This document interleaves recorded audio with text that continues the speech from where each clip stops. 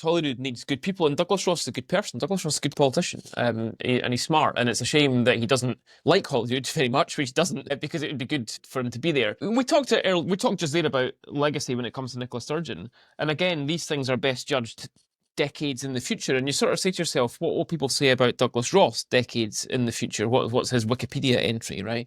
And actually, I think his Wikipedia entry is pretty positive, because the two main things that we will look back on with Douglas Ross, I think, is that he was a Scotland Office Minister who resigned in protest at Boris Johnson, and then he was the leader of the Scottish Conservative Party who delivered the best result in the history of devolution.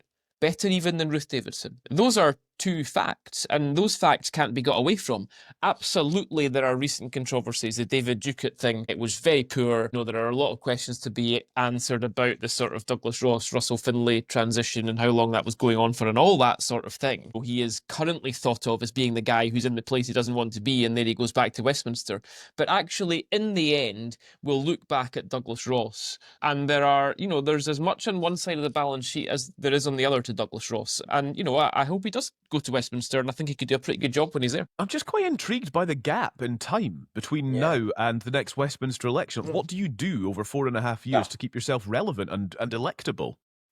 Well, he's going to be a referee at a lot of the football games in between then, I would have thought. I don't have much to add to what Andy says. I think the one thing I would challenge, and it's not to be disparaging about Douglas Ross himself, is very few Scottish politicians ever get Googled or Wikipedia'd, frankly. And I suspect that in a not too distant future, many people will say, who's that? Right, but I just want to make one point, and I think I've said this before. Douglas Ross's public persona when he was leader, I think, came across quite abrasive at times, and sometimes not really appealing. And yet, when we interviewed him a couple of times on our podcast, I found him top-notch, really engaging, brilliant.